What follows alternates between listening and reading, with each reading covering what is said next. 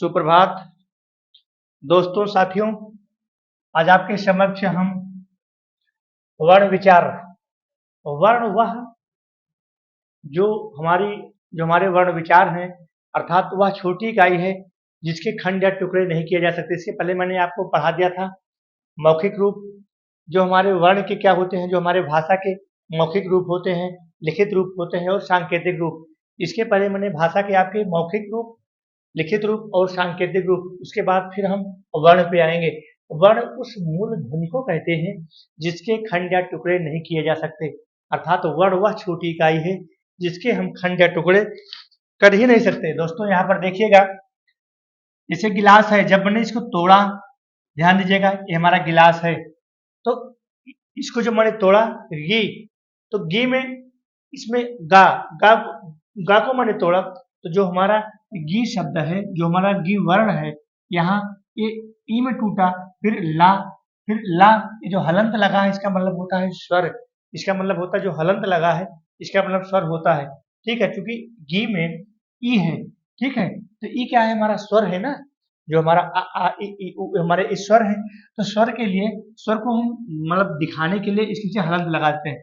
इसी प्रकार हमने ला को लिया, यहाँ ला को जब तोड़ा तो ला हमारा यहाँ पर बड़ा आ गया, क्योंकि ला को जब तोड़ा तो यहाँ पर हमारा स्वर भी हलंत लगा दिया और आ और सा को इस प्रकार से मैंने तोड़ दिया। इसी प्रकार से पानी है, पा पा के बाद जब उच्चारण करते हैं तो यहाँ आ आता है ना, तो आपको हलंत लगा दिया और यहाँ हलंत का मतलब होता है इसके बीच में स्वर छिपा है और यहाँ ना। ठीक है, अगला हमारा है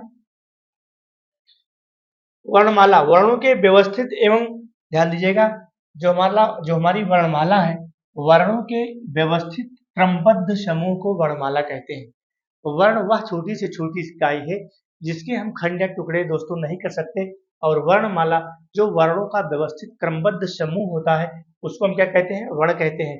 तो हिंदी में वर्णमाला के स्वर एवं व्यंजन अर्थात दो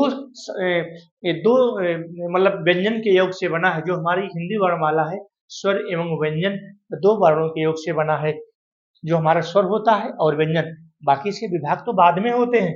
ठीक है, वर्ण उस मूलध्वनि को कहते हैं, वर्ण उस मूलध्वनि को कहते हैं जिसके खंड या टुकड़े नहीं किए जा सकते। आगे हम आते हैं, ये हमारा स्वर है, ये हमारे स्वर है। स्वर हमारे कौन है, कुल हमारे स्वर हैं 11। 4 हमारे ये कौन है, ये हमारे ह्रस्व स्वर हैं। ठीक है, ह्रस्व स्वर है हमारे, ये 4 हमारे ह्रस्व स्वर हैं और ये 7 हमारे दीर्घ स्वर हैं। ह्रस्व स्वर वह स्वर है जिनके उच्चारण में कम समय लगता है, दीर्घ स्वर हमारे वह स्वर हैं जिनके उच्चारण में स्वर की अपेक्षा 2 गुना समय लगता है। दोस्तों, तो हमारे स्वर हो गए और हमारे ये हमारा दीर्घ स्वर हो गया। ठीक है, ये हमारा बड़ा आ है, छोटी ई है, वो भी इसको तोड़ के आगे वाले पेज पे दिखा रहे हैं कैसे, तो इसको हम तोड़ के अलग करेंगे। ये हमारा ह्रस्व स्वर है और इसी में हमारे अनुस्वार भी आते हैं। हालांकि 11 स्वरों में इनकी गणना नहीं होती है, ये 11 स्वर के बाहर है, लेकिन स्वर में इनकी गणना होती है। ध्यान दीजिएगा दोस्तों, स्वर में इनकी गणना भी है। ये 11 में तो ज्वाइंट नहीं है, ये हमारे अनुस्वार, अनुनासिक और विसर्ग, लेकिन 11 स्वर में तो इनकी गणना है, लेकिन बिना इनके हमारा काम चलने वाला नहीं है, व्याकरण का बिना इनके काम चलने वाला नहीं है। ठीक है, तो अगला हमारा है, ये थोड़ा सा, हाँ ये हो गया है। हम इस पेज पे आते हैं, ये हमारे क्या है, व्यंजन वर्ण है। स्पर्श व्यंजन, स्पर्श व्यंजन की टोटल संख्या हमारी है दोस्तों 25। यहाँ पर हमने लिख दिया है का वर्ग, चा वर्ग, टा वर्ग, ता वर्ग और पा वर्ग, जिसको हम कचट तप के नाम से भी जानते हैं। आप इसको ऐसे भी याद कर सकते हैं, कचट तप, ऐसे भी इसको याद कर सकते हैं।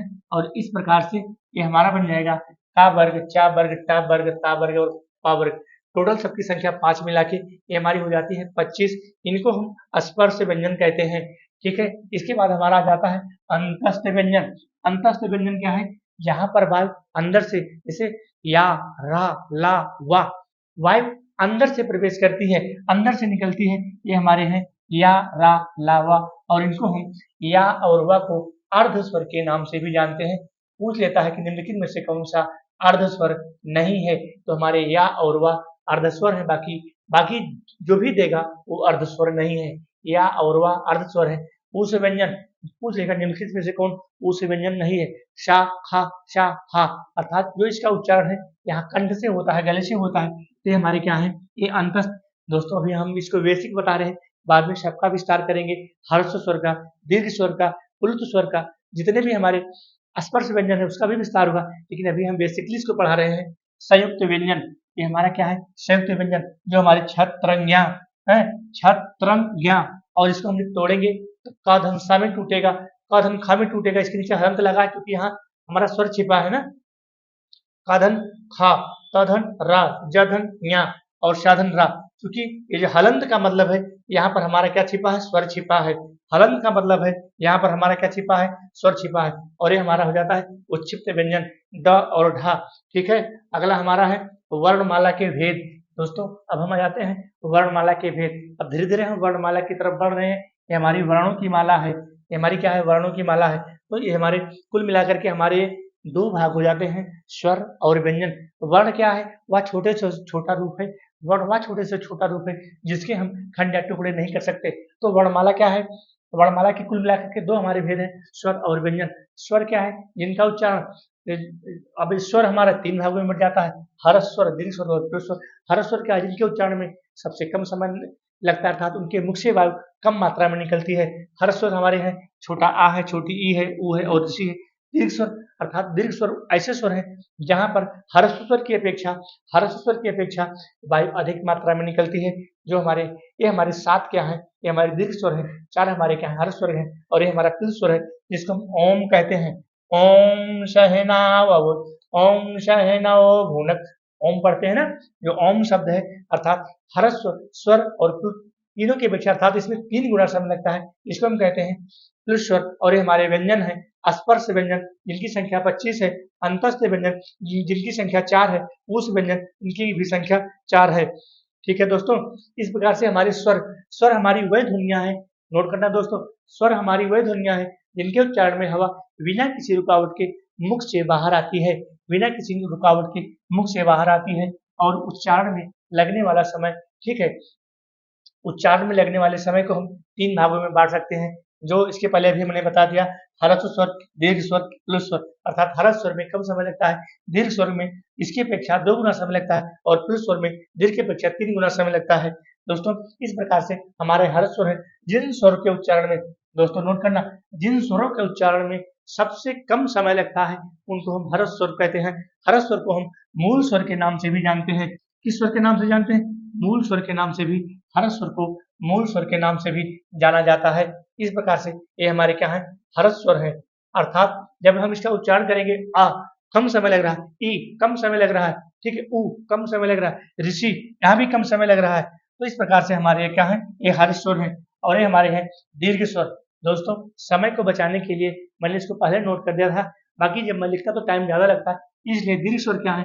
दीर्घ स्वर वह स्वर है जिन स्वरों के उच्चारण में ह्रस्व स्वर की अपेक्षा 2 गुना समय लगता है, उनको हम ह्रस्व स्वर के नाम से जानते हैं।